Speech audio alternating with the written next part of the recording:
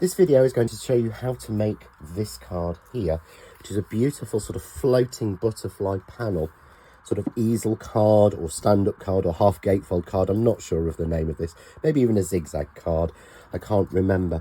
And it's made using everything from the January 2025 John Next Door Papercraft Society box. So this is absolutely everything. All I've had to add onto this, apart from glue, is a card blank and a piece of vellum or parchment. So I'm going to show you exactly how we make this. So to make this simple but effective folding card, I'm going to use everything from the Papercraft Society box. And the only additional things I'm adding is a card blank, and this is a 6x6 standard white card blank. Everything else, the card, the paper, the embossing folder, the embellishments, the washi tape, everything else, even the ribbon, is coming from the actual Papercraft Society box. This is what's so fabulous. Everything's matched together and the colours are perfect. So I'm going to start with a 6x6 card blank, and as we know, these are slightly smaller than 6x6, and I'm just going to fold it in half. You can see here that this would be the 6-inch mark, so it's effectively 5 3/4, a little bit over. So having folded that in half, I'm simply going to take the front piece of this, and I'm going to use the piece that's got the larger edge. There's usually always one that has a larger edge, and I'm going to fold that up to that piece there, come back to the center point and push out. That's the best way when you're just using your fingers to get a straight line, is to come back to the center and push out. So we've there created this little sort of, it's like a part gatefold card. So now we want to decorate it, and I'm going to use some of the paper from the Papercraft Society box. So I've picked this sheet as I love this large butterfly, and I think it will make a really nice element. So our card is 5 3/4, 5 3/4 roughly. So first thing I'm going to do is to cut the piece of paper down to 5 1/2 by 5 1/2, and I'm leaving this butterfly in place. So just like that, to give me the perfect square.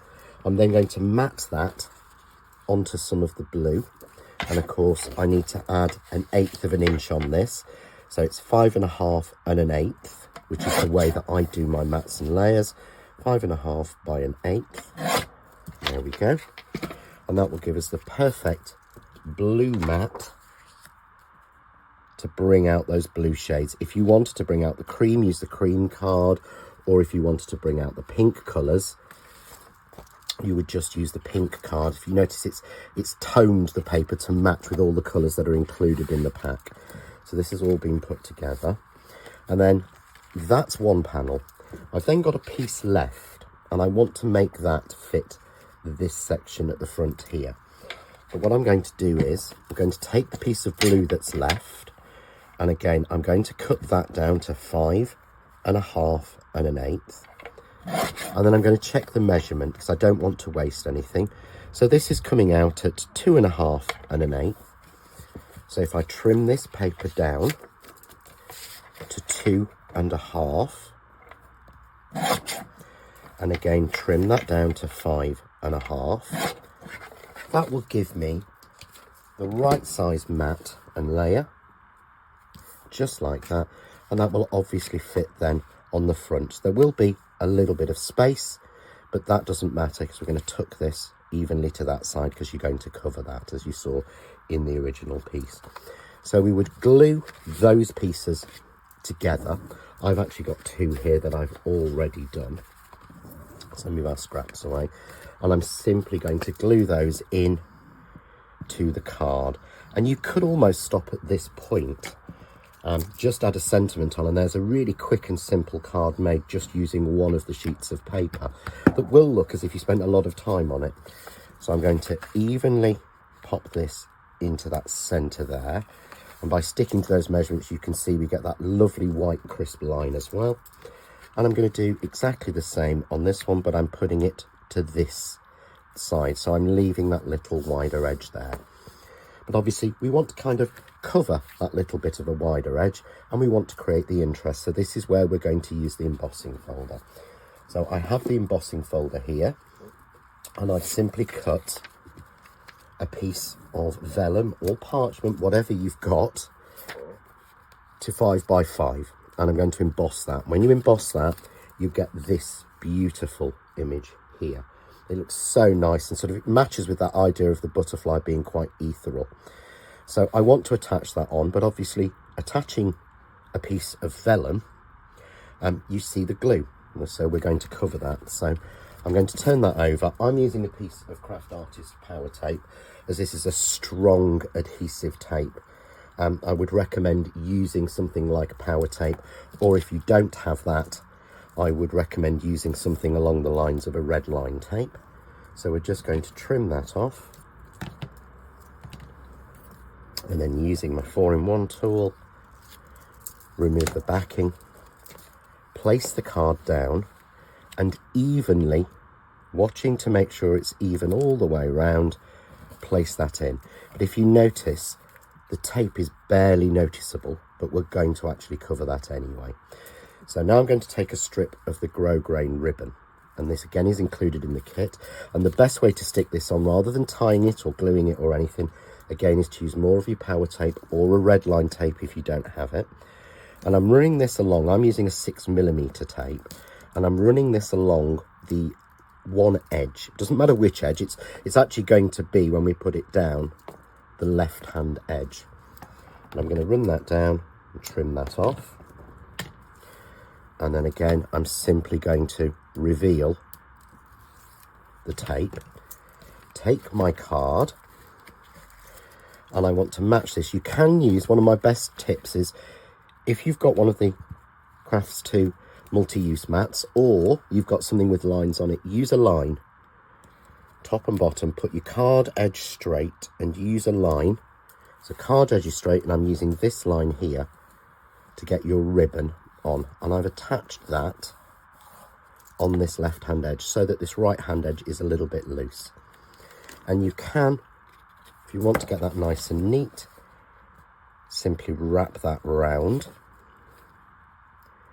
and you're not going to see that, but if you're concerned, you can pop another sort of scrap piece of card in. You could grab yourself another little bit of blue or something, or mat another piece in to cover it, but you won't actually see that. But now we have that floating butterfly panel. So I want to add the sentiment on.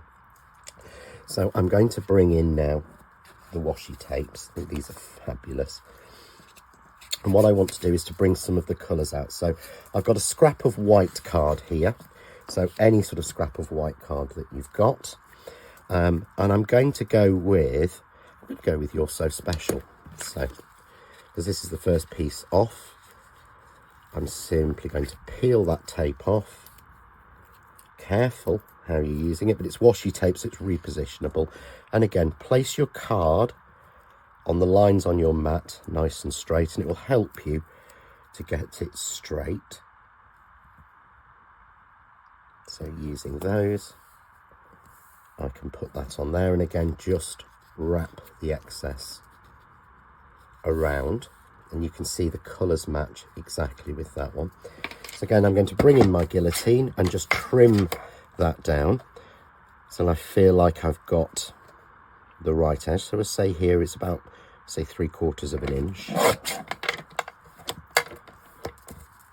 So I've got my piece. I'm then going to take a scrap of blue to bring this blue from the front in. So that was 3/4 of an inch, so I need to trim this down to just short on an inch, so 3/4 of an inch or 7/8.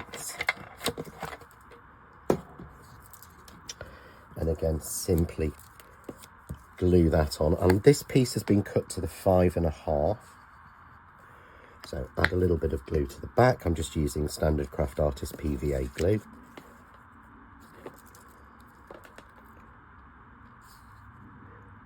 And I'm going to pop that on, just like that.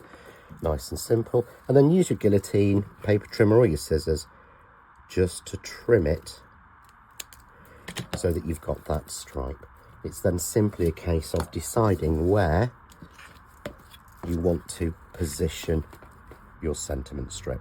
And I'm going to pop mine here, and this will give me added support for this panel. So I'm going to turn that over, and again, I'm going to use some power tape. So use a power tape or a red line tape. Use a decent tape for this because it's construction. I'm going to take the tape off. Again, using straight lines on your board. Let's move that up a little bit. Using straight lines on our board, against the side, I can nice and evenly position that all the way across. And I'll just be a little bit careful, as obviously I've got a little bit of tape onto the back. But we hide that nice and simply by using another piece of the washi tape. This is what's so useful of things like this. You can hide a multitude of sins with this. So I'm going to run it all the way from where that tape is exposed and bring it all the way along to the inside, just like that. There we go, you see. Trim off the excess on the front. Nice and simple. And then we have that supported floating panel. And I'm just going to take some of the little pegs, use my pokey tool just to lift up. This is why we used this one edge. And I'm just going to clip 3 of those on in a line. You could add butterflies to this. It just gives it a really nice sort of finish. Just like that. So we keep that main focal area, and we can add on to that. You can clip little butterflies or something like that on. You could leave it plain, but I love that as a simple, clean, effective card that's really quite modern, stands up really simply, and is something that people would really love to receive. This has all been made as an exclusive video for CraftStash for the Papercraft Society January 2025 John Next Door box. Enjoy.